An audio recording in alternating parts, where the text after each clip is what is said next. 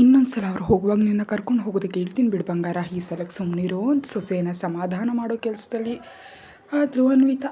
ಹಾಗೆಯೇ ನೇತ್ರಾಳನ್ನು ಸಾಯಂಕಾಲದವರೆಗೂ ತಮ್ಮ ಹತ್ತಿರವೇ ಇಟ್ಕೊಂಡು ಅವಳನ್ನ ಸಮಾಧಾನ ಮಾಡಿ ಬಲವಂತ ಮಾಡಿ ರಾತ್ರಿ ಊಟವನ್ನು ಕೂಡ ಅಲ್ಲೇ ಮಾಡಿಸಿದ್ರು. ಅನ್ವಿತಾ ನೇತ್ರ ಮತ್ತು ಕೌಶಿಕ್ ಇಬ್ಬರಿಗೂ ಊಟ ಮಾಡಿಸಿದ ಮೇಲೆ ಕೌಶಿಕ್ ತನ್ನ ಅಕ್ಕನನ್ನು ಕರ್ಕೊಂಡು ಮನೆಗೆ ಹೋದ. ಇತ್ತ ಊರಿನಲ್ಲಿರೋ ಮಕ್ಕಳಿಗೆ ಮಧ್ಯಾಹ್ನದ ಊಟ ಕೂಡ ಭರ್ಜರಿ ಆಗಿದ್ದರಿಂದ ಎಲ್ಲರೂ ಸಾಯಂಕಾಲದವರೆಗೆ ಹುಡುಗಿಯರು ಒಂದು ರೂಮ್ನಲ್ಲಿ, ಹುಡುಗರು ಒಂದು ರೂಮ್ನಲ್ಲಿ ಚೆನ್ನಾಗಿ ನಿದ್ರೆ ಮಾಡಿದ್ರು. ಸಾಯಂಕಾಲ ಉದಯ್ ಮತ್ತು ಚಂದು ಅವರ ಮೀಟಿಂಗ್ ಮುಗಿದ ಮೇಲೆ ಇಬ್ಬರು ನೇರವಾಗಿ ಸುಲೋಚನಾ ಅವರ ಮನೆಗೆ ಬಂದರು. ಅಷ್ಟರಲ್ಲಿ ಮಕ್ಕಳು ಎಲ್ಲರೂ ಮೆಲ್ಲಗೆ ಒಬ್ಬೊಬ್ಬರು ಎದ್ದು ಹಾಲಿಗೆ ಬರ್ತಾ ಇದ್ರು. ಮೈತ್ರಿ ಮತ್ತು ವಿಕ್ಕಿ ಅತ್ತೆ ಮಾವನನ್ನು ನೋಡಿ ಇಬ್ಬರು ಓಡಿ ಹೋಗಿ ಅವರನ್ನು ಅಪ್ಕೊಂಡ್ರು. ಅತ್ತೆ ಮಾವ ಹೇಗಿದ್ದೀರಾ ಅಂತ ಚಂದು ಮತ್ತು ಉದಯ್ ಅವರ ಕೈ ಹಿಡಿದು ಅಲುಗಾಡಿಸ್ತಾ ಕೇಳಿದರು. ತುಂಬ ಚೆನ್ನಾಗಿದ್ದೀನಿ ಬಂಗಾರದ ಮಗಳೇ, ನೀನು ಹೇಗಿದೆಯಾ, ಎಷ್ಟು ದೊಡ್ಡೋಳಾಗ್ಬಿಟ್ಟಿದೆಯಾ ನನ್ನ ಬಂಗಾರ ಅಂತ ತನ್ನ ಮುದ್ದಿನ ಸೋದರ ಸೊಸೆಯನ್ನು ನೋಡಿ ಚಂದು ಮುದ್ದಾಡಿದ್ಲು. ಅತ್ತೆ ನಾನು ಅಂತ ವಿಕ್ಕಿ ಮುನಿಸ್ಕೊಂಡು ಮುಖ ಸಣ್ಣಗೆ ಮಾಡಿದಾಗ ಈ ನನ್ನ ರಾಜ ಅಲ್ವಾ ಅಂತ ಅಳಿಯನಿಗೂ ಮುತ್ತು ಕೊಟ್ಟರು. ವಿಶ್ವಧಾತ್ರಿ ಮತ್ತು ಆನಂದ್ ಕೂಡ ಎಲ್ಲರೂ ಹಾಲಿಗೆ ಬಂದಿದ್ದರಿಂದ ನಾವು ಮನೆಗೆ ಹೋಗೋಣ ಬನ್ನಿ ಮಕ್ಕಳೇ ಅಂತ ಅಂದರು ಚಂದು. ಇರಲಿ ಬಿಡಮ್ಮ, ಮಕ್ಕಳು ಬಂದಿದ್ದೆ ನಿನ್ನೆ ರಾತ್ರಿ ಆಗಲೇ ಕರ್ಕೊಂಡು ಹೋಗ್ತೀನಿ ಅಂತಿದೆಯಲ್ಲ ಅಂತ ಸುಲೋಚನಾ ಅವರು ಅಲ್ಲಿಗೆ ಬಂದರು. ಅಯ್ಯೋ ಅಮ್ಮ, ನಾಳೆ ಮಕ್ಕಳು ಹೇಗೋ ಹೋಗ್ಬಿಡ್ತಾರೆ, ನನ್ನ ಹತ್ರ ಒಂದಿನ ಇರಬಾರ್ದಾ ಅಂತ ಚಂದು ಕೇಳಿದ್ಲು. ನಾಳೆ ಮಧ್ಯಾಹ್ನ ಬರ್ತಾರೆ ಬಿಡು, ಅಜ್ಜಿ ಹಾಗೆ ಇರ್ತಾರೆ, ಈಗ ನಡೀರಿ ಹೋಗೋಣ ಅಂತ 2 ಕಾರ್ಗಳಲ್ಲಿ ಮಕ್ಕಳು ಮತ್ತು ದೊಡ್ಡವರೆಲ್ಲ ಸೇರಿ ಮತ್ತೆ ಚಂದು ಅವ್ರ ಮನೆಗೆ ಪ್ರಯಾಣವನ್ನು ಬೆಳೆಸಿದ್ರು. ಈಗಾಗಲೇ ಸುಲೋಚನಾ ಅಜ್ಜಿ ನಮಗೆ ತುಂಬ ಊಟ ಮಾಡಿಸಿದ್ದಾರೆ, ನಮಗೆ ಏನೂ ಬೇಡ, ರಾತ್ರಿ ಕೇವಲ ಜ್ಯೂಸ್ ಅಥವಾ ಸಲಾಡ್ ಇದ್ದರೆ ಸಾಕು ಅಂತ ಎಲ್ಲರೂ ಹೇಳಿದರು. ಸರಿ ಅಂತ ಹೇಳಿ ಮಕ್ಕಳಿಗೆ ವಿಶೇಷವಾಗಿ ಫ್ರೂಟ್ ಸಲಾಡ್ ತಯಾರಿಸೋದ್ರಲ್ಲಿ ಚಂದು ಬ್ಯುಸಿ ಆದರೆ ವಿಕ್ಕಿ ಮಾತ್ರ ಒಬ್ಬನೇ ತನ್ನ ರೂಮಿಗೆ ಹೋಗಿ ತಕ್ಷಣ ನೇತ್ರಾಳಿಗೆ ಫೋನ್ ಮಾಡ್ದ. ಅಷ್ಟರಲ್ಲಿ ನೇತ್ರ ಮನೆಗೆ ಹೋಗಿ ನಾನು ಅತ್ತೆ ಹತ್ರ ಊಟ ಮಾಡ್ಕೊಂಡು ಬಂದಿದ್ದೀನಿ ಅಂತ ಹೇಳಿ ರೂಮಿನ ಬಾಗಿಲು ಹಾಕಿ ಸ್ನಾನ ಮುಗಿಸಿ ಕೇವಲ ಟವಲ್ ಸುತ್ತಕೊಂಡೇ ಒಳಗೆ ಬಂದಿದ್ಲು. ಅಷ್ಟರಲ್ಲಿ ಅವಳ ಮೊಬೈಲ್ ಸದ್ದನ್ನು ಕೇಳಿ ವಿಕ್ಕಿ ನಂಬರ್ನ ನೋಡಿ ಮೊದಲು ಫೋನ್ ಎತ್ತಬಾರ್ದು ಅಂತ ಕೋಪಗೊಂಡ್ಳು. ಆದರೆ ಮತ್ತೆ ಫೋನ್ ಎತ್ತಿದ್ರೆ ಬಂದ ಮೇಲೆ ಹೊಡಿತಾನೆ ಅಂತ ನೆನಪಾಗಿದ್ದ ತಕ್ಷಣ ಫೋನ್ ಎತ್ತಿ ಏನು ಮಾತಾಡ್ತಿ ಸುಮ್ಮನಿದ್ಲು. ಏನೇ ಫೋನ್ ಎತ್ತಿ ಮಾತಾಡಲ್ವಾ, ಏನಾಯಿತು ಅಂತ ಕೇಳಿದ ವಿಕ್ಕಿ. ಕೇಳಿದ್ರು ನೇತ್ರ ಯಾವುದೇ ಉತ್ತರ ಹೇಳದೇ ಇದ್ದಾಗ ಇದೆಯಾ ಅಥವಾ ಹೋದ್ಯಾ ಅಂತ ಮತ್ತೊಮ್ಮೆ ಕೇಳಿದ ವಿಕ್ಕಿ. ಯಾಕೆ ನಾನು ಹೋದರೆ ಇನ್ನೊಬ್ಬಳನ್ನ ಹುಡ್ಕೊಳ್ಳೋಣ ಅಂತಾನಾ ಅಂದ್ಲು ನೇತ್ರ ಮೂಗೆಳ್ಕೊಳ್ತಾ. ಅಂಥ ಅವಕಾಶ ಸಿಕ್ಕರೆ ಚೆನ್ನಾಗಿರ್ತಿತ್ತು ಬಂಗಾರ ನನಗೆ ಅಂತ ವಿಕ್ಕಿ ನಗ್ತಾ ಇದ್ದ. ನಾಚಿಕೆ ಇಲ್ದವನೇ ನನ್ನನ್ನು ಬಿಟ್ಟು ಹೋಗಿದ್ದಲ್ದೆ ಆಗ ನನ್ನನ್ನು ಬೆದರಿಸ್ದೆ, ನನ್ನ ಮೇಲೆ ಕೋಪ ಮಾಡಿಕೊಂಡೆ, ನಾನು ನಿನ್ನ ಜೊತೆ ಮಾತಾಡೋಲ್ಲ ಹೋಗು, ನಿನ್ನ ಜೊತೆ ಮುನಿಸ್ಕೊಂಡಿದ್ದೀನಿ ಅಂದ್ಲು ನೇತ್ರ. ನಿನ್ನ ಮುನಿಸನ್ನು ನಾನು ಬಂದಮೇಲೆ ತೀರಿಸ್ತೀನಿ ಬಿಡು, ಈಗ ಹೇಗಿದೆಯಾ, ಜ್ವರ ಕಡಿಮೆ ಆಯಿತಾ ಅಂತ ವಿಕ್ಕಿ ತುಂಬ ಮೃದುವಾದ ಧ್ವನಿಯಲ್ಲಿ ಕೇಳ್ತಿದ್ದ. ಆ ಧ್ವನಿಗೆ ಕರಗಿ ಹೋದ ನೇತ್ರ, ಚೆನ್ನಾಗಿದ್ದೀನಿ, ಅತ್ತೆ ಹತ್ರ ಹೋಗಿ ಈಗಷ್ಟೇ ಬಂದೆ, ಸ್ನಾನ ಮಾಡಿ ಬಂದಿದ್ದೀನಿ, ಇನ್ನೂ ಬಟ್ಟೆ ಕೂಡ ಹಾಕ್ಕೊಂಡಿಲ್ಲ, ನೀನು ಫೋನ್ ಎತ್ತಿದ್ರೆ ಹೊಡಿತೀಯಾ ಅಂತ ಎತ್ತು ಮಾತಾಡ್ತಾ ಇದ್ದೀನಿ ಅಂತ ಅಂದ್ಲು. ನಮ್ಮ ನೇತ್ರ ತಾನು ಹೇಗಿದ್ದಾಳೆ ಅನ್ನೋದನ್ನು ವಿವರವಾಗಿ ಹೇಳ್ತಿದ್ಲು. ಅಪ್ಪಪ್ಪ, ಈಗ ನಾನು ಅಲ್ಲಿ ಇರಬೇಕಿತ್ತು, ಎಷ್ಟು ಚೆನ್ನಾಗಿರ್ತಿತ್ತು ಅಂತ ವಿಕ್ಕಿ ನಗ್ತಿದ್ರೆ, ನಾಚಿಕೆ ಇಲ್ಲದ ಭಾವ ಅಂತ ನೇತ್ರ ಕೂಡ ಮುಸಿ ಮುಸಿ ನಗ್ತಾ ಇದ್ಲು. ಅಲ್ಲೇ ನೀನು ಹೇಗಿದೆಯಾ ಅಂತ ನಾನು ಕೇಳಿದ್ನಾ, ನೀನೇ ಎಲ್ಲವನ್ನ ಹೇಳಿ ಮತ್ತೆ ನನಗೆ ನಾಚಿಕೆ ಇಲ್ಲ ಅಂತೀಯಲ್ಲೇ, ಒಂದು ಸಲ ವೀಡಿಯೋ ಕಾಲ್ ಮಾಡಬಾರ್ದಾ ಪಾಪು ಅಂತ ವಿಕ್ಕಿ ಪ್ರೀತಿಯಿಂದ ಕೇಳಿದ. ನೀನು ತುಂಟಾಟ ಮಾಡಬೇಡ, ಎಲ್ಲರೂ ಏನು ಮಾಡ್ತಿದ್ದಾರೆ ಹೇಳು, ಎಲ್ಲರೂ ಚೆನ್ನಾಗಿ ಎಂಜಾಯ್ ಮಾಡ್ತಿದ್ದಾರಾ, ನನ್ನನ್ನು ಮಾತ್ರ ಕರ್ಕೊಂಡು ಹೋಗಲಿಲ್ಲ ಅಂತ ಅವನ ಜೊತೆ ಮಾತಾಡತ್ಲೇ ಬಟ್ಟೆ ಹಾಕ್ಕೊಂಡ್ಳು, ಕೂದಲೆಲ್ಲ ಬಾಚಿ ಕ್ಲಿಪ್ ಹಾಕ್ಕೊಂಡ್ಳು. ಬೆಡ್ ಮೇಲೆ ಮಲಗಿ ತನ್ನ ಭಾವನನ್ನು ಕೇಳಿದ್ಲು. ಎಲ್ಲರೂ ಏನು ಮಾಡ್ತಿದ್ದಾರೆ ಬಾವಾ ಅಂತ. ಈಗಷ್ಟೇ ಅತ್ತೆ ಮನೆಗೆ ಬಂದವು, ಇವತ್ತು ಇಲ್ಲೇ ಇರ್ತೀವಿ, ಎಲ್ಲರೂ ಹಾಲ್ನಲ್ಲಿದ್ದಾರೆ, ನಾನು ಮಾತ್ರ ನಿನ್ನ ಜೊತೆ ಮಾತಾಡಬೇಕು ಅಂತ ರೂಮಿಗೆ ಬಂದೆ ಅಂತಂದ ವಿಕ್ಕಿ. ಓಹೋ, ಏನು ಮಾತಾಡಬೇಕಂತೆ ಸಾಹೇಬ್ರಿಗೆ ನನ್ನ ಜೊತೆ? ನನ್ನನ್ನು ಬಿಟ್ಟು ಹೋಗಿದ್ದೀರಲ್ಲ, ಇನ್ನು ನನ್ನ ಜೊತೆ ಏನು ಮಾತಾಡೋದಿದ್ದೆ ನಿಮಗೆ ಅಂದ್ಲು ನೇತ್ರ ಮುದ್ದಾಗಿ. ಈಗ ಮಾತ್ರ ಮಾತುಗಳೇ, ನಿನ್ನ ಹತ್ರ ಬಂದ ಮೇಲೆ ಮಾತುಗಳಿರಲ್ಲ, ಕೇವಲ ಕೆಲಸಗಳೇ ಇರುತ್ತವೆ ಅಂತ ವಿಕ್ಕಿ ಕಾಮದ ದನಿಯಲ್ಲಿ ಹೇಳ್ತಿದ್ರೆ, ಅವನ ಮಾತುಗಳನ್ನ ಕೇಳಿ ಮುಖದ ಮೇಲೆ ಕೈ ಅಡ್ಡ ಇಟ್ಕೊಂಡು, ಚೀ ಹೋಗ್ಬಾವ, ನಿನಗೆ ನಾಚಿಕೆನೇ ಇಲ್ಲ, ನಾಚಿಕೆ ಇಲ್ದವನಂತೆ ತಯಾರಾಗ್ತಿದ್ಯಾ ಗೊತ್ತಾ ನೀನು ಅಂದ್ಲು ನೇತ್ರ. ನನ್ನತ್ತೆ ಮಗಳು, ನನ್ನ ಮಡದಿ ಹತ್ರ ನನಗೆ ಯಾಕೆ ನಾಚಿಕೆ ಹುಡುಗಿ ಅಂದ ಹಾಗೆ ಏನು ಮಾಡ್ತಿದ್ಯಾ, ಊಟ ಮಾಡಿದ್ಯಾ ಇಲ್ವಾ ಅಂತ ವಿಕ್ಕಿ ಕೇಳ್ದ. ಹೇಳಿದ್ನಲ್ಲ ಬಾವಾ, ಅತ್ತೆ ಹತ್ರ ಹೋಗಿದ್ದೆ ಅಂತ, ಅತ್ತೇನೆ ತಿನ್ನಿಸಿದ್ರು. ಈಗಷ್ಟೇ ಕೌಶಿಕ್ ನನ್ನ ಕರ್ಕೊಂಡು ಬಂದ, ಇನ್ನು ನಿಮ್ಮತ್ತೆ ಬಂದು ಮಾತ್ರೆ ಕೊಟ್ಟರೆ ಅದನ್ನು ಹಾಕ್ಕೊಂಡು ಮಲಗೋದೆ ಅಂತ ಅಂದ್ಲು. ಸರಿ ಜಾಗ್ರತೆ, ಜ್ವರ ಕಡಿಮೆ ಆಯಿತು ಅಂತ ಹೊರಗಡೆ ಅಲ್ಲಿಯೋದು, ಆ ಫಾಸ್ಟ್ ಫುಡ್ ತಿನ್ನೋದು, ನಿನಗಿಷ್ಟವಾದ ಆ ಕಸನೆಲ್ಲ ತಿನ್ನಬೇಡ, ಅರ್ಥ ಆಯ್ತಾ? ನಾನು ಬರೋವರೆಗೂ ಜಾಗ್ರತೆಯಾಗಿರು, ಹಾಗೆ ಹೊರಗಡೆ ಎಲ್ಲೂ ಹೋಗ್ಬೇಡ, ಯಾರ ಜೊತೆ ಜಗಳ ಮಾಡಬೇಡ, ಅರ್ಥ ಆಯ್ತಲ್ಲ? ರೌಡಿ ಥರ ಏನಾದರೂ ಮಾಡಿದೆ ಅಂದ್ಕೋ, ನನ್ನ ಕೈಲಿ ಖಂಡಿತ ಏಟು ತಿಂತೀಯ ಅಂತ ತನ್ನ ಪ್ರಿಯತಮೆಗೆ ಸಿಹಿಯಾದ ಎಚ್ಚರಿಕೆಯನ್ನು ನೀಡಿದ ವಿಕ್ಕಿ. ಸರಿ, ನೀನು ಹೇಳ್ದಾಗೆ ಬುದ್ಧಿವಂತಳಾಗಿ ಇರ್ತೀನಿ ಬಿಡು ಅಂತ ನೇತ್ರ ಹೇಳಿದಾಗ, ಏನೋ ನೀನಿಷ್ಟು ಬುದ್ಧಿವಂತಳಾಗಿ ಹೇಳ್ತಿದ್ರೆ ನಾನು ನಂಬಿಕೆ ಬರ್ತಿಲ್ಲ, ಸರಿ ಜಾಗ್ರತೆ, ಬಾಯ್, ಅತ್ತೆ ಹತ್ರ ಹೋಗ್ತೀನಿ ಅಂತ ವಿಕ್ಕಿ ಫೋನ್ ಕಟ್ ಮಾಡ್ದ.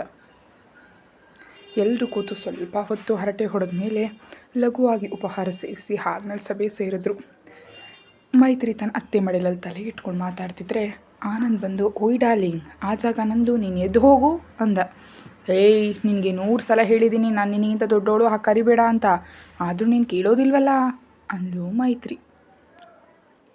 ನೀನು 100 ಸಲ ಅಲ್ಲ 200 ಸಲ ಹೇಳಿದ್ರು ನಾನು ಡಾರ್ಲಿಂಗ್ ಅಂತಲೇ ಕರಿತೀನಿ ಡಾರ್ಲಿಂಗ್ ಅಂತ ಆನಂದ್ ನಗ್ತಿದ್ರೆ, ನೀನಿವತ್ತು ಮುಗ್ದೇ ಹೋದೆ ಆನಂದ್ ಅಂತ ಮೈತ್ರಿ ಚಂದು ಅವರ ಮಡಿಲಿನಿಂದ ಎದ್ದು ಅವನನ್ನು ಸೋಫಾ ಸುತ್ತಲೂ ಓಡಾಡಿಸ್ತಿದ್ರೆ ಆನಂದ ಬಳಿಗೆ ಸಿಗದೆ ಓಡ್ತಿದ್ದ. ಅವ್ರ ಗಲಾಟೆಯನ್ನು ನೋಡಿ ಎಲ್ಲರೂ ಸಂತೋಷದಿಂದ ನಗ್ತಿದ್ರು.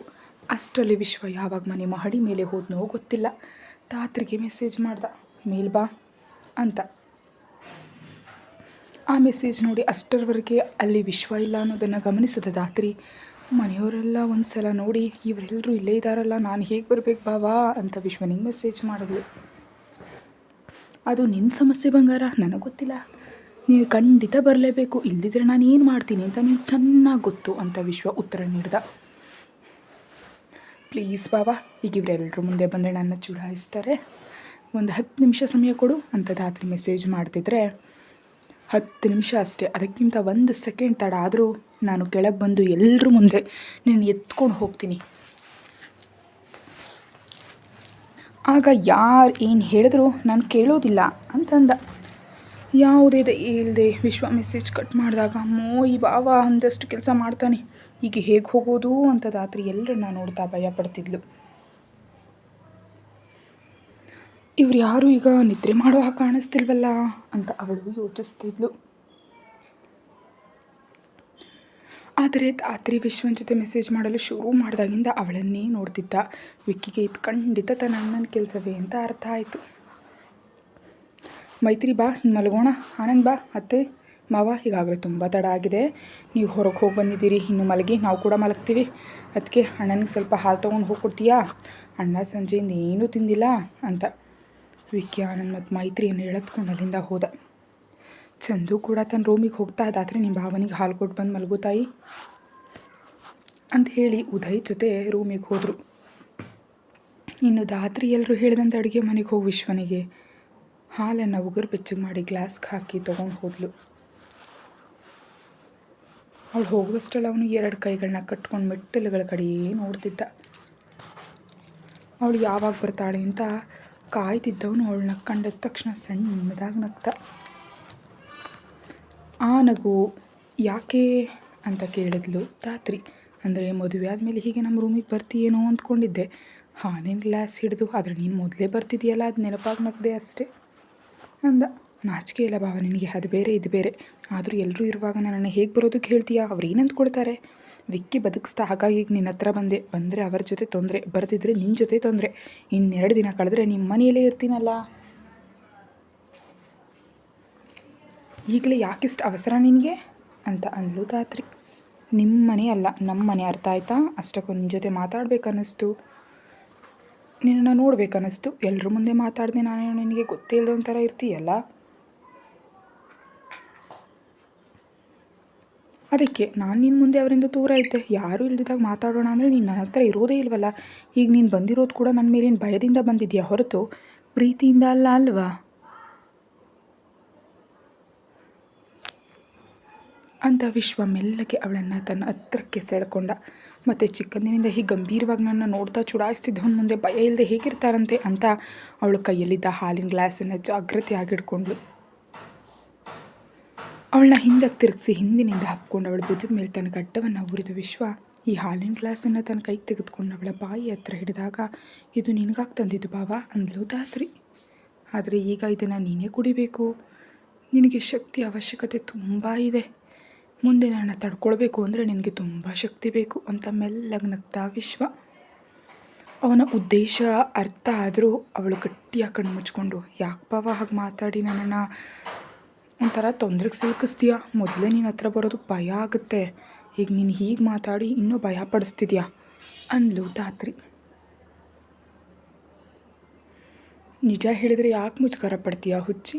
ನಡೆಯೋ ವಿಷಯವನ್ನೇ ನಾನು ಹೇಳ್ತಿರೋದು.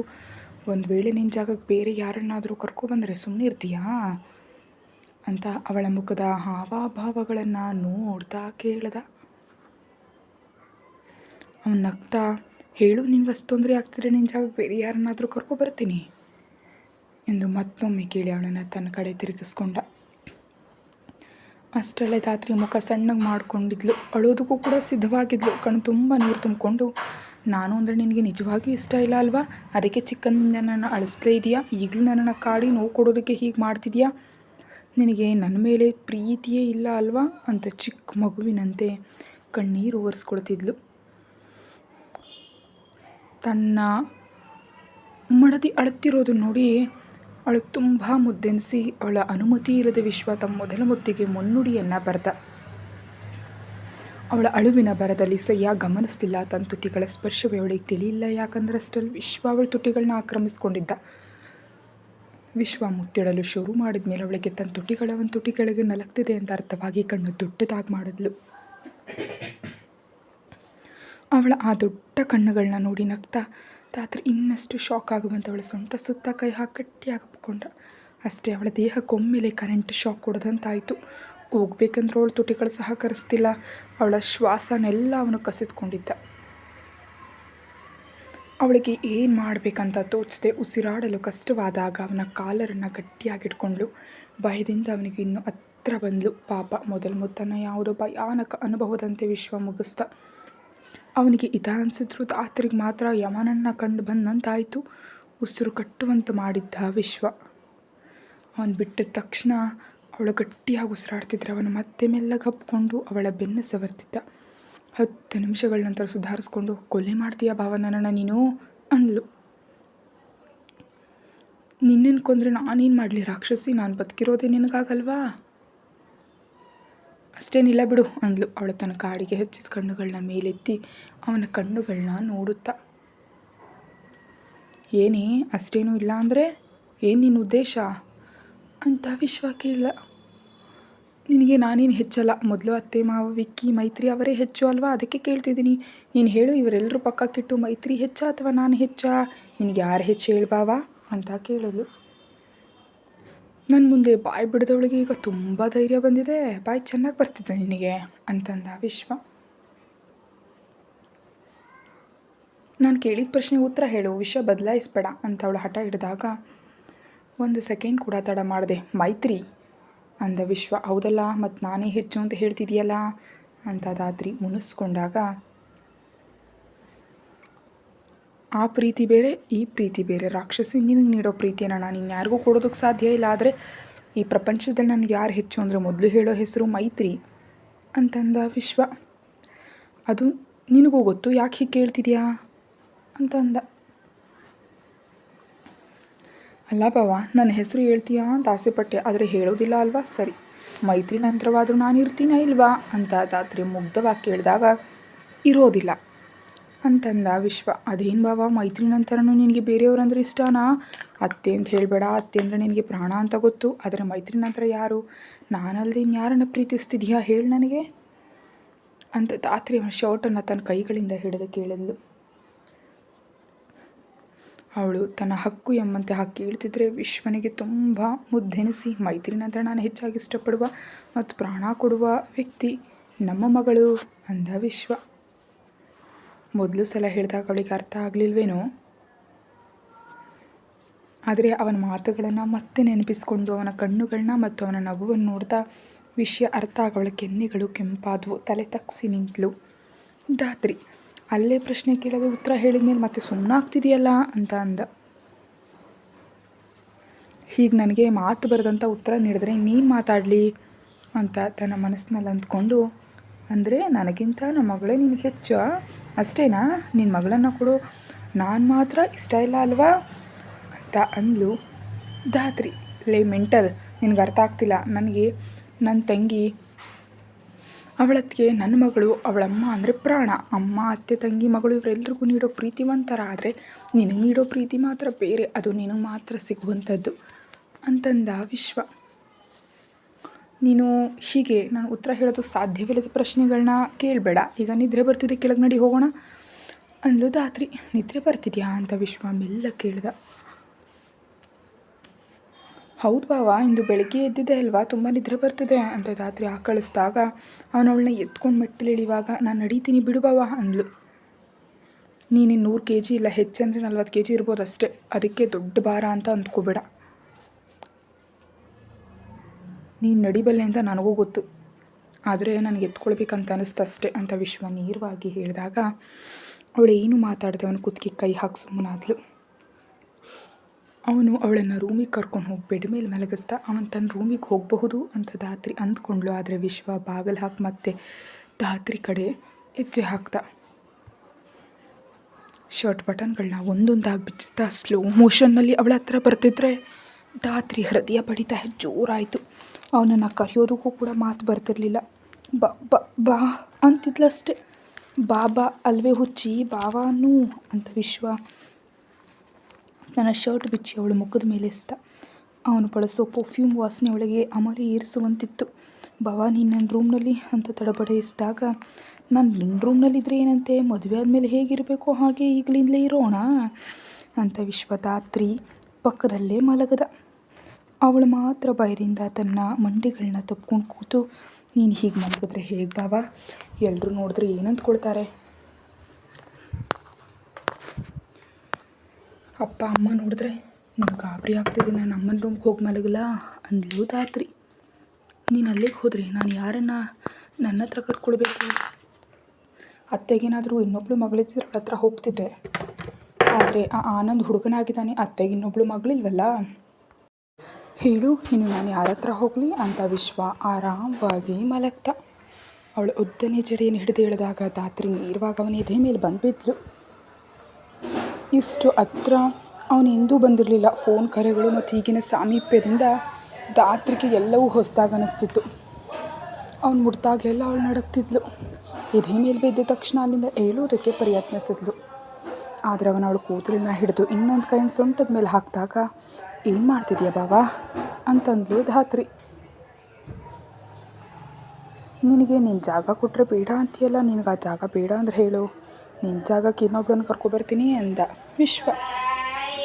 ನನ್ನ ಅತ್ತೆ ಇನ್ನೊಬ್ಳು ಹೆಂಡತಿನ ಹಿಡಿದ್ರೆ ಚೆನ್ನಾಗಿರ್ತಿತ್ತು, ಇವಳನ್ನ ಕೊಟ್ಟಿದ್ದಾರೆ, ಮುಟ್ಟಿದ್ರೆ ಸಾಕು ಮುದುಡು ಹೋಗ್ತಾಳೆ ಅಂತ ವಿಶ್ವನಾಗ್ತಾ ಅಂದ. ಏನು, ನಾನೊಬ್ಳೆ ಸಾಲದ, ನಿನಗೆ ಇನ್ನೊಬ್ಳು ಬೇಕಾ ಅಂದ್ಲು ಧಾತ್ರಿ ಕೋಪದಿಂದ. ಅಲ್ಲೇ ನೀನು ನನ್ನನ್ನು ಮುಟ್ಟೋದಕ್ಕೂ ಬಿಡ್ತಿಲ್ಲ, ಹತ್ತಿರ ಬಂದರೆ ಸಾಕು ಬೇಡ ಅಂತಿ, ಅದಕ್ಕೆ ಹೇಳಿದ್ದು ಅಂದ ವಿಶ್ವ. ನಾನು ನಿಮ್ಮ ಹತ್ರ ಬಂದಿಲ್ಲ, ನೀವೇ ನನ್ನ ರೂಮಿಗೆ ಬಂದಿದ್ದು ಅಂದ್ಲು ಧಾತ್ರಿ. ಅಬ್ಬೋ, ಇದೇನು ಮೈಸೂರು ಮಹಾರಾಜರ ಅರಮನೆಯ ನಿನ್ನ ರೂಮು ಅನ್ನೋದಕ್ಕೆ, ಸುಮ್ಮನೆ ಬಾಯಿ ಮುಚ್ಕೊಂಡು ಮಲಗು ಅಂತಂದ ವಿಶ್ವ. ಅವಳನ್ನು ಬೆದರಿಸಿ ಲೈಟ್ ಆಫ್ ಮಾಡ್ದ. ಅವಳನ್ನ ತನ್ನ ಎದೆ ಮೇಲೆ ಮಲಗಿಸ್ಕೊಂಡು ಸಮಾಧಾನ ಪಡಿಸ್ತಾ ಮಲಗ್ದ.